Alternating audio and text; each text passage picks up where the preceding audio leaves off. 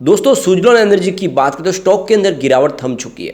आप देखेंगे आज कि निफ्टी एनर्जी में गिरावट थी, उसके बावजूद भी सुजलॉन में गिरावट नहीं होना, इसके पीछे सबसे बड़ी वजह है कि बड़े फंड हाउस ने आज जम के खरीदारी की है। अब काफ़ी ज़्यादा स्टॉक करेक्ट हो चुका है, ऐसे में ये फेयर वैल्यू लग रही है। और आपको पता होगा पिछले कई दिनों से अगर इसका ट्रेंड देख रहे होंगे तो 6-7 रुपये से स्टॉक दौड़ना शुरू होता है, तो फिर 9 रुपये 10 रुपये के आसपास जाता है, फिर से नीचे आता है। ये काफ़ी समय से चल रहा है, तो इसमें करेक्शन काफ़ी ज़्यादा हो चुका है। अब यहाँ से फिर से खरीदारी शुरू हो चुकी है, जल्दी स्टॉक दौड़ते हुए फिर से 2 डिजिट में जा सकता है। तो अगर आपने पहले प्रॉफिट बुक कर लिया है तो यहाँ पे खरीदारी का मौका बन रहा है। यहाँ पे बहुत सारी अपडेट निकल के आ रही है जिनको हम एक एक करके डिस्कस करेंगे और जानने की कोशिश करेंगे क्या इस सोलर एनर्जी और ग्रीन एनर्जी के सेक्टर में निवेश किया जा सकता है, इस छोटे से पेनी स्टॉक में हमें दाव लगाना चाहिए। सबसे बड़ी बात यह है कि सुजलॉन एनर्जी का राइट इशू ओपन हो चुका है, क्या उसमें आपको अप्लाई करना चाहिए? तो सीधी बात यह है कि आपको अप्लाई करना चाहिए, क्योंकि आपको 5 रुपये के आसपास शेयर मिल रहे हैं, तो उसका आपको फ़ायदा उठाना चाहिए। यहाँ से तेज़ी आने की पूरी संभावना है। गिरावट काफ़ी ज़्यादा हो चुकी है, अब गिरावट नहीं होगी। यहाँ पे अगर हम पूरे बाजार की बात करें तो BSE सेंसेक्स आज 57,919 के स्तर पर क्लोजिंग दिया, जहाँ पे हमने 684 पॉइंट की शानदार तेज़ी देखी, यानी 1.20% BSE सेंसेक्स में हमने तेज़ी देखी है।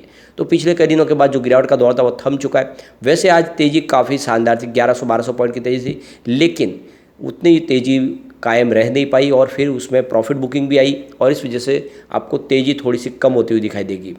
यहाँ पे निफ्टी एनर्जी की बात करें तो पूरे दिन में आज दबाव बना था और अंत में भी यहाँ पे बड़ी गिरावट के साथ में ही निफ्टी एनर्जी ने गिरावट क्लोजिंग दी है। आप देख सकते हो यहाँ पे 25,066 के स्तर पर क्लोजिंग थी, 252 पॉइंट की गिरावट थी निफ्टी एनर्जी में, यानी 1% गिरा निफ्टी एनर्जी। तो भले ही बाजार में शानदार तेजी थी, लेकिन एनर्जी सेक्टर में आज बिकवाली हुई है।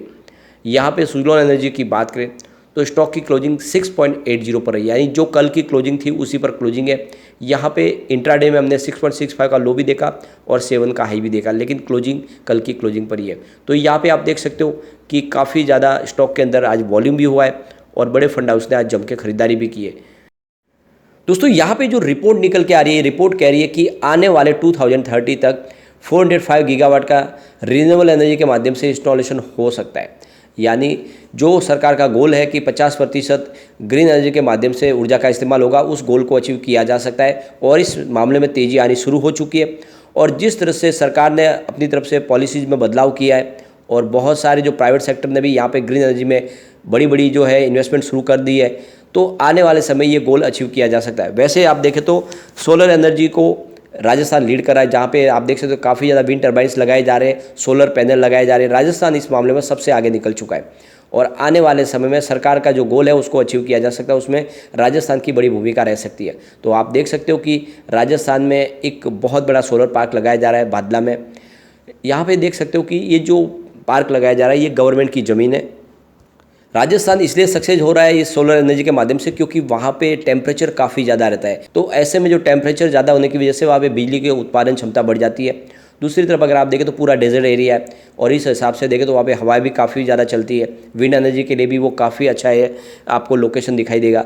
लेकिन वहाँ पे एक और प्रॉब्लम है, वहाँ पे धूल बहुत ज़्यादा उड़ती है। ऐसे में जो सोलर पैनल्स हैं वो बहुत ज़्यादा उनके ऊपर डस्ट लग जाती है। ऐसे में उनकी जो वर्किंग कंडीशन है वो काफ़ी कम हो जाती है, यानी वो उतनी अच्छी क्षमता से बिजली का उत्पादन नहीं कर पाते और इसके लिए उनको समय समय पर क्लीन करना भी ज़रूरी है। तो ऐसे में देखेंगे कि जो वहाँ पे एम्प्लॉयज़ की ज़रूरत पड़ेगी वो वहाँ पे लोकल एम्प्लॉयज़ को भी लिया जा रहा है। इस वजह से देखें तो एक लोकल एम्प्लॉयज़ के लिए भी जॉब अपॉर्चुनिटी निकल के आ चुकी है राजस्थान में। काफ़ी समय से देखें तो राजस्थान के लोग बाहर जाते जॉब के लिए, लेकिन अब एक तरह से सोलर हब बन चुका है राजस्थान और उनको वहाँ पर जॉब अपने गाँव के आसपास ही मिल रहे। लेकिन उनकी जो शिकायत है कि हमारे गाँव के अंदर ही बिजली बन रही है, इतनी बड़ी बिजली के लिए हमारा प्लांट लगा है, उसके बावजूद भी हमको बिजली नहीं मिल पा रही है। काफ़ी छोटे छोटे गांव ढाणियाँ हैं, वहाँ पे अभी बिजली नहीं है। तो यहाँ पे क्लियर किया गया है सोलर पार्क के मैनेजमेंट की तरफ से कि ये जो हमारी जो बिजली का उत्पादन होता है ये बहुत हाई वोल्टेज में हो रहा है, ये बिजली हम लोकल घरों को सप्लाई नहीं कर सकते और इस वजह से ये बिजली उनको मिल नहीं पा रही है। लेकिन दूसरे रास्ते तलाशे जा रहे हैं कि जिससे गाँव वालों को सस्ती बिजली उपलब्ध कराई जा सके। लेकिन कुल मिला के आप देख सकते हो कि जिस तरह से सोलर पार्क बनाए जा रहे हैं उस वजह से जो लोग अपना पुराना बिजनेस था, जो भेड़ बकरियाँ चराने का बिजनेस छोड़ के अब यहाँ पे वो ऊर्जा के क्षेत्र में आने लगे हैं, वहाँ पे उनको जॉब भी मिल रहा है। तो कुल मिला के काफ़ी अच्छी अपॉर्चुनिटी निकल के आ रही है और इसका फ़ायदा आने वाले समय में सबको मिलेगा। यहाँ पे ग्रीन एनर्जी के सेक्टर की कंपनियों को भी मिलने वाला है और निवेश आना शुरू हो चुका है। आप देख सकते हो कि राजस्थान इस सेक्टर में आगे बढ़ेगा। यहाँ पे एक और बड़ी अपडेट निकल के आ रही है। जिस तरह से ग्रीन एनर्जी को प्रमोट किया जा रहा है, अब मध्य प्रदेश गवर्नमेंट ने एक बहुत बड़ा डिसीजन लिया है, जहाँ पे देख सकते हैं गाँवों के लिए अब एक सूर्य शक्ति अभियान शुरू किया गया है, जिसके तहत गांव में जितने भी सरकारी कार्यालय हो, चाहे स्ट्रीट लाइट हो, नल कनेक्शन हो, दूसरी और भी जितनी इमारतें हो, चाहे हॉस्पिटल्स हो, सब जगह पे अब जो बिजली का उपयोग होगा वो सोलर बिजली के माध्यम से होगा, यानी जो ग्रीन एनर्जी का होगा उसका इस्तेमाल किया जाएगा। और इस तरह से अगर देखें तो इस सेक्टर में और सारी संभावना निकल के आ रही है। सबसे बड़ी बात है कि ये जो प्लान लाया गया है, इस प्लान के तहत उनको कार्बन क्रेडिट का फ़ायदा भी मिलेगा सरकार को।